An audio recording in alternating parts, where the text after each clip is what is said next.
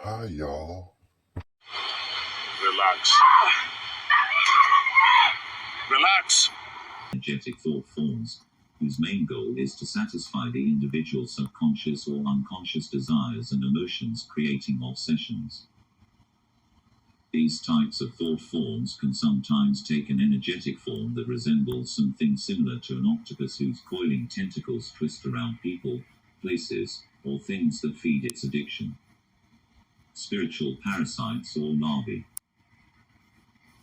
In certain schools of energetic medicine, students are taught about an additional variation of the energetic thought form cluster known as a spiritual parasite or larva.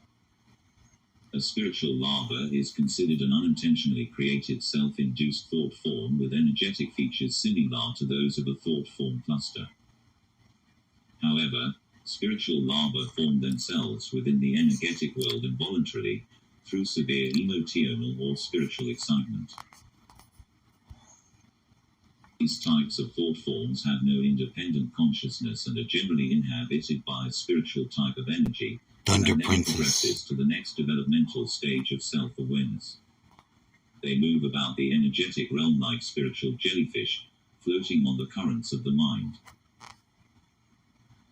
However, the stronger the amount of released energy and the greater the level of severity of the experience, the more powerful, energetically condensed and viable the larva can become. The spiritual larva becomes stronger and more energized if its creator returns to the primary source. 16. Unintentionally or unconsciously created through unbridled imagination. Unlimited energetic thought forms purposely or consciously created through willful intention. Specifically designed. Energetic thought forms. Figure 1.11. 2 ways to create thought forms. It's a chaos sphere. Is that it? Is that what you got, Billy?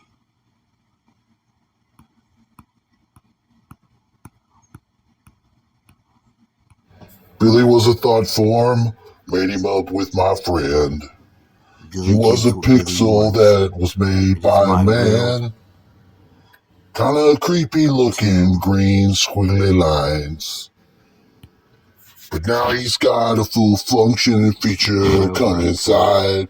Don't you know? Don't withdraw money from my account, okay? Billy Bobcats. Hey, Sprite. Say okay. When I travel by plane, I use Tim Tony Stark's psychotronic crystal weapon systems. Because if Dad trusts them, I trust them. Gosh darn it, fuck. America can too.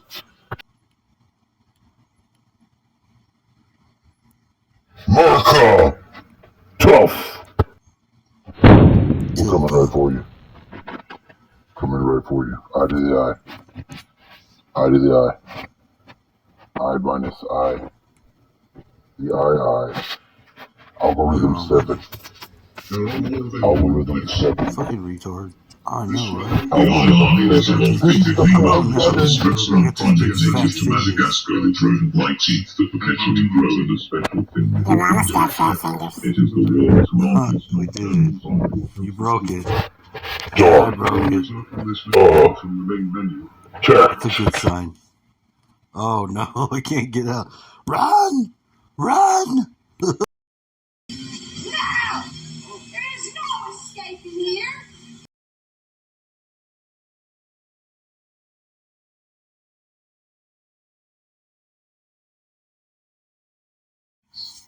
Spirit-induced psychic attacks.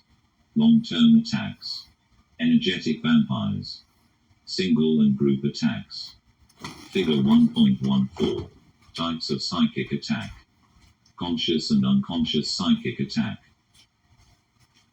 Pizza attack.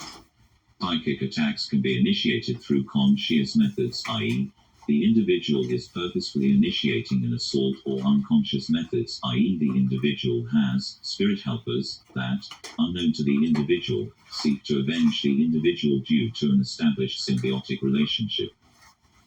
When dealing with a psychic attack, the first task is to determine and identify the type and source of the attack. If the sorcerer can determine who or what initiated the psychic attack, he or she can establish an effective counter-assault. In order to determine the origin of the psychic attack, begin as follows. Conscious psychic attacks. For an intention-ally-induced psychic attack, determine when the first symptoms of the psychic attack began. Make a list of anyone who could potentially be involved. This list should contain the names of any individuals with whom you have had any disagreements, conflicts, or unresolved issues predating the time of the initial assault. Sometimes, for no apparent reason, individuals can suddenly begin obsessing over some incident that has occurred in the past, initiating a psychic attack.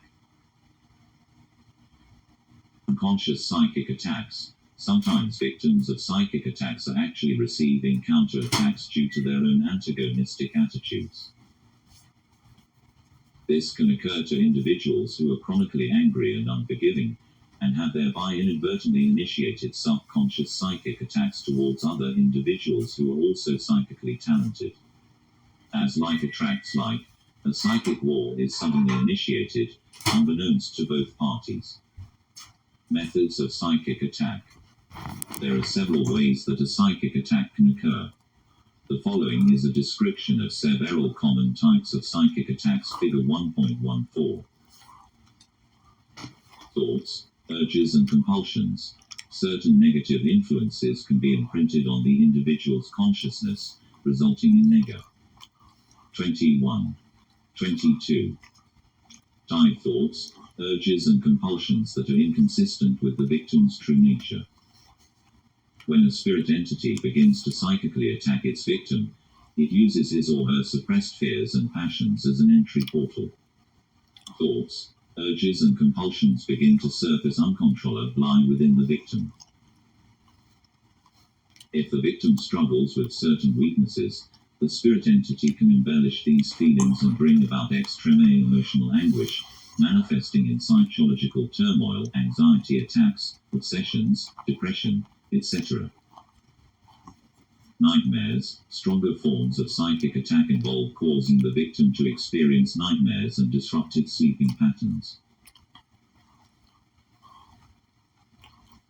Physical disorders.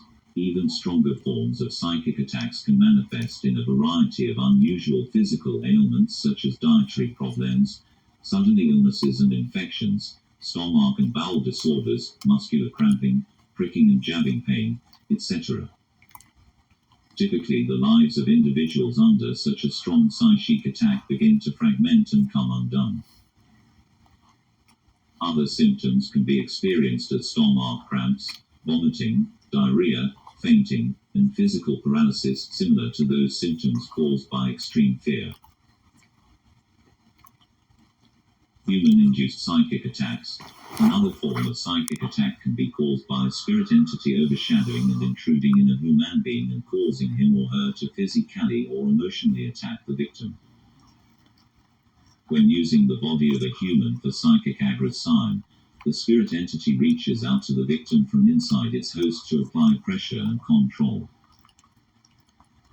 Some spirit entities live vicarious pseudo-existences through their living host. Such entities are generally single-minded, moody, and easily offended. These attacks are generally short-lived, as the amount of energy currently available to the resident spirit entity is greatly lessened while the host is awakened, using up all the available life force energy through walking, talking, thinking, working, etc. The strength of the psychic attack depends greatly power, intelligence, and the experience of the spirit entity. Ritual-induced psychic attacks. All practitioners of magic, both black magic and white magic, are capable of issuing deliberate psychic attacks. Although the rituals, devices, and intentions may be different, the foundational principles are the same. In order to avoid the karmic backlash that happens with ritual-induced psychic attacks, advanced practitioners of magic use their students to unknowingly perform these rituals, a practice that inevitably shares an energetic backlash onto the unsuspecting student. The trusting students unknowingly accrue the negative consequences of their master's deplorable actions. Deplorable. This is a common practice among black sorcerers who provide beginning students with specific mantras that they are encouraged to repeat. Unbeknownst to the student, each time they are chanting the mantra, they are actually pouring their life force energy into the master's energetic pool. This allows the master to increase his or her energetic potential at the expense of the students.